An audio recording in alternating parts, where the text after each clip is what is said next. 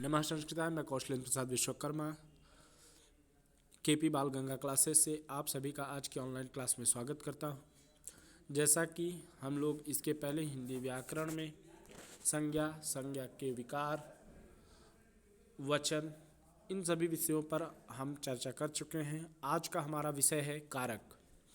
कि कारक किसे कहते हैं, कारक का क्या प्रयोजन है हिंदी व्याकरण में, तो आइए उसके बारे में जानते हैं। कि कारक, तो कारक का शाब्दिक अर्थ है क्रिया को करने वाला। कारक का शाब्दिक अर्थ है क्रिया को करने वाला, अर्थात क्रिया को पूरी करने में किसी न किसी भूमिका को निभाने वाला, यानी अर्थपूर्ण बनाने वाला कारक होता है। यह कारक कहलाता है। फिर से समझिए, कारक का शाब्दिक अर्थ क्या है? क्रिया को करने वाला। क्रिया को करने वाला ही कारक कहलाता है। या कहें क्रिया को पूरी करने में किसी न किसी भूमिका को निभाने वाला शब्द कारक कहलाता है। या कहें जो अर्थपूर्ण बनाता है, वाक्य को क्या बनाता है? जो शब्द वाक्य को अर्थपूर्ण बना देता है, वह शब्द कारक शब्द या कारक चिन्ह कहलाता है। आगे इसी को समझाते हुए कहते हैं, संज्ञा या सर्वनाम के जिस रूप से, संज्ञा या सर्वनाम के जिस रूप से क्रिया तथा वाक्य के अन्य शब्दों के साथ संबंध का पता चलता है, उसे कारक कहते हैं। अगली परिभाषा फिर देते हैं, तो कहते हैं संज्ञा या सर्वनाम के जिस रूप से। संज्ञा या सर्वनाम, संज्ञा हमने बताया था, संज्ञा होता है मान लो नाम, किसी का नाम, मान लो हमने कहा संज्ञा में राम, और सर्वनाम में कहा वह। ठीक, तो संज्ञा के स्थान पर प्रयुक्त किए जाने वाला शब्द सर्वनाम होता है। तो संज्ञा या सर्वनाम के जिस रूप से क्रिया तथा वाक्य के अन्य शब्दों के साथ, क्रिया तथा वाक्य के अन्य शब्दों के साथ उस वाक्य के संबंध का पता चलता है, उसे कारक कहते हैं। उसे कारक कहते हैं।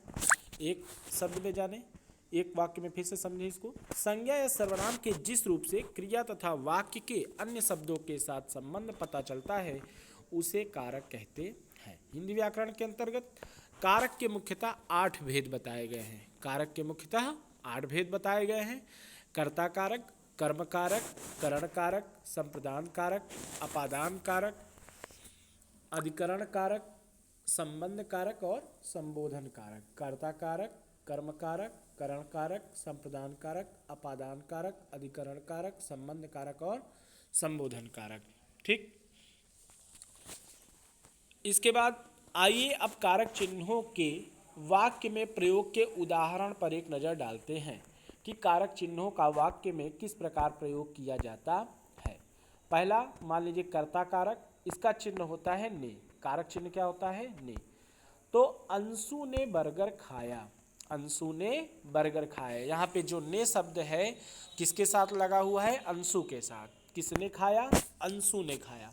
तो अंशु यहाँ पे करता है, ठीक है, और जो ने शब्द है वो कारक चिन्ह है। ठीक है, तो अंशु में कौन सा कारक हुआ? कर्ता कारक। इसी तरह कोहली ने शानदार दोहरा शतक लगाया।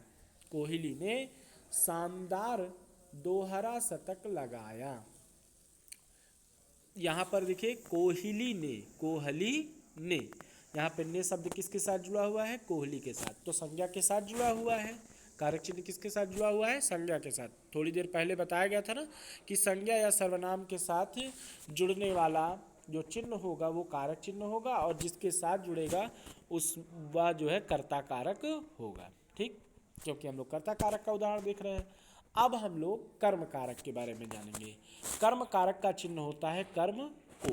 कर्म को, जैसे कर्म को, तुषार ने आंसू को पुस्तक दी। तुषार ने आंसू को पुस्तक दी। किसने? तुषार ने। तो तुषार ने में कर्ता कारक। अब हमको यहाँ कर्म कर्म को पहचानना है। कर्म कारक कहाँ है? तो कर्म कारक को पहचानने के लिए हम जानेंगे, कह रहा है आयुष को। किसको? आयुष को। किसको पुस्तक दी? आयुष को पुस्तक दी। तो यहाँ कर्म कारक किस में है? आयुष में है। इसी तरह श्री कृष्ण ने कंस को मारा। श्री कृष्ण ने किसके साथ लगा हुआ है? श्री कृष्ण के साथ। तो श्री कृष्ण में कर्ता कारक, और कंस को मारा तो कंस में कर्म कारक। ठीक, इसी तरह आगे हम लोग जानेंगे। आगे है करण कारक। कौन सा कारक? करण कारक। इसका चिन्ह होता है से या के द्वारा। से चिन्ह होता है या के द्वारा। अब यहाँ पर आप लोग देख पा रहे होंगे, उदाहरण में कह रहा है माँ चाकू से फल काटती है। माँ चाकू से फल को काटती है। माँ चाकू से, अब माँ ने काटा तो माँ में कर्ता कारक।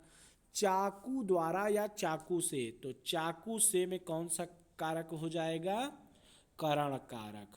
करण कारक, ठीक है। फल को काटती है, फल में कर्म कारक। ठीक, यहाँ पर से या द्वारा शब्द चिन्ह जिस शब्द के साथ प्रकट हो रहा हो उसमें जो है करण कारक होता है। अगला उदाहरण हम लोग देखेंगे संप्रदान कारक का। इसका चिन्ह होता है को या के लिए। को या के लिए, जैसे मैं आपके लिए चाय बना रही हूँ। मैं आपके लिए, किसके लिए? आपके लिए। तो यहाँ आपके लिए में संप्रदान कारक चतुर्थी विभक्ति, यह संप्रदान कारक है। आपके लिए में संप्रदान कारक है। ठीक है। आगे अपादान। अपादान कारक, इसका चिन्ह होता है से, या अलग होने के अर्थ में भी प्रयोग किया जाता है। से अलग होने के अर्थ में अपादान कारक होता है। जैसे पेड़ से पत्ते गिर रहे हैं। पत्ते किससे गिर रहे हैं? पेड़ से गिर रहे हैं। तो पेड़ से पत्ते अलग हो रहे हैं, इसलिए पेड़ में अपादान कारक है। पेड़ में क्या है? अपादान कारक है। इसके बाद संबंध कारक। इसका चिन्ह होता है का, की, के, रा, री, रे। का, की, के, रा, री, रे। ठीक, तो इसका उदाहरण है यह आयुष का घर है। यह आयुष का, किसका घर है? आयुष का घर है। तो यहाँ पे आयुष का, आयुष में संबंध कारक है। ठीक है। अब हम लोग आते हैं संबंध के बाद संबोधन में। संबंध के बाद किस में आते हैं? संबोधन में। संबोधन का चिन्ह होता है हे, अरे, ओ। क्या होता है? हे, अरे, ओ। हे, अरे, ओ। जैसे उदाहरण में कहा हे राम ये क्या हुआ? अरे तुम कब आए? दो वाक्य दिया उदाहरण में। एक कहा हे राम ये क्या हुआ? अरे तुम कब आए? तो ये जो संबोधन है, किसी को हमने संबोधन किया, किसी को हमने पुकारा, या किसी से हमने आश्चर्यचकित प्रश्न पूछे, इसका चिन्ह जो ये बना हुआ है हे के साथ, इसको आप ध्यान देंगे। और यहाँ पे देख लीजिए अरे में लगा हुआ है। ठीक है, ये जो लगे हुए हैं ये चिन्ह हमेशा संबोधन का ही पहचान कराते हैं। जिस शब्द के आगे ये लगा होगा उससे हमें ये पहचान लेना है कि यह संबोधन कारक का चिन्ह है, और इस वाक्य में संबोधन कारक का प्रयोग किया गया है। ठीक है, आगे देखते हैं कारक, कारक चिन्ह, परसर्ग। अब कर्ता कारक। कर्ता का अर्थ होता है करने वाला। अब हम इसकी परिभाषा समझेंगे कि कर्ता कारक किसे कहते हैं। तो कर्ता का अर्थ होता है करने वाला। जैसे आयुष ने स्वर्ण पदक जीतकर विद्यालय का सम्मान बढ़ाया। यहाँ गलत लिख छपा हुआ है, सम्मान छपा हुआ है, उसको आप लोग सम्मान बना लीजिएगा। ठीक है, यहाँ पे मिसप्रिंट हुआ है। आयुष ने स्वर्ण पदक जीतकर विद्यालय का सम्मान बढ़ाया। उपर्युक्त वाक्य में सम्मान बढ़ाने वाला आयुष है, अतः कर्ता वही है और इसका ज्ञान करा रहा है।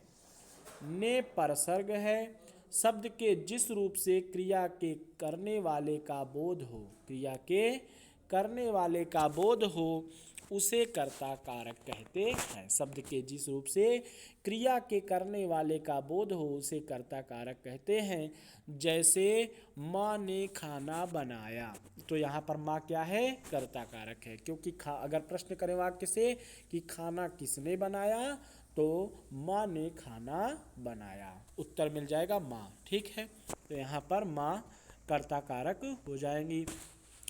अगला कर्म कारक, शब्द के जिस रूप पर क्रिया का फल पड़े, शब्द के जिस रूप पर क्रिया का फल पड़े उसे कर्म कारक कहते हैं। कर्म कारक का परसर्ग या चिन्ह को होता है। जैसे डाकिया ने ओजस्व को पत्र दिया। किसको पत्र दिया? ओजस्व को पत्र दिया। तो यहाँ पर ओजस्व में कर्म कारक है।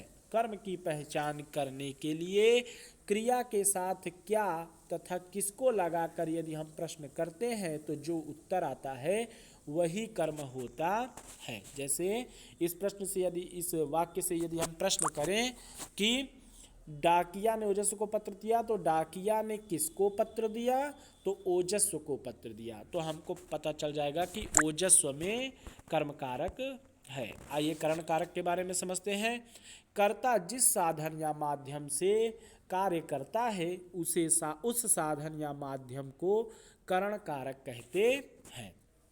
करण कारक का परसर्ग या चिन्ह से या द्वारा तथा के साथ भी होता है। कभी कभी के साथ भी, जैसे राम के साथ बाजार जाता है, पिता के साथ बाजार जाता है, तो के साथ भी यदि परसर्ग आ जाए, चिन्ह आ जाए, तो वहाँ भी करण कारक ही होता है। जैसे ओजस्व ने राष्ट्रपति के हाथों पुरस्कार पाया। किसके द्वारा पुरस्कार मिला ओजस्व को? राष्ट्रपति के हाथों से, यानी कि राष्ट्रपति के द्वारा। ठीक है, तो यहाँ राष्ट्रपति में करण कारक हो जाएगा। इसी तरह मुझे जहाज से कोलकाता जाना है। किसके द्वारा मुझे कोलकाता जाना है? जहाज के द्वारा या जहाज से, तो जहाज में करण कारक हो जाएगा। राधा दादी जी के साथ रह रही हैं। यहाँ हमने बताया कि यदि साथ का भी परसर्ग आ जाए, साथ का भी चिन्ह आ जाए, तो जिसके साथ आ जाए उसमें करण कारक होता है। जैसे दादी जी के साथ, राधा किसके साथ जाती है? दादी जी के साथ जाती है, तो दादी जी में करण कारक हो जाएगा। ठीक है, आइए अब संप्रदान कारक पढ़ते हैं। जहाँ कर्ता किसके लिए कार्य करता है या जिसे कुछ देता है उस भाव को बताने वाले शब्द को संप्रदान कारक कहते हैं। इस कारक के परसर्ग हैं को या के लिए हेतु। जैसे नेताजी ने गरीबों को कंबल बांटे, पिताजी ओजस्व के लिए साइकिल लाए, बहनें अपनी रक्षा हेतु भाइयों को राखी बांधती हैं। ठीक है, अब आइए अपादान कारक समझ लेते हैं जल्दी से। संज्ञा और सर्वनाम के जिस रूप से अलग होने या दूरी बताने, तुलना करने तथा सजाने आदि का भाव पता चलता है उसे अपादान कारक कहते हैं। अपादान कारक का परसर्ग से या अलग होने का अर्थ में किया जाता है। अपादान कारक की पहचान के लिए क्रिया के साथ कहाँ से या किससे लगाकर प्रश्न किया जाता है, फिर उसका उत्तर आता है, वह अपादान कारक होता है। जैसे नेहा सीमा से सुंदर है। किससे अधिक सुंदर है? सीमा से अधिक सुंदर है, तो सीमा में कौन सा अपादान कारक होगा? बाघ शिकारी से डर गया। किससे डर गया? शिकारी से डर गया। तो किससे प्रश्न करने से जो है हमें इस कारक का पता चल जाता है कि उसमें अपादान कारक है। इसी तरह आयुष दुकान से चीनी लाया।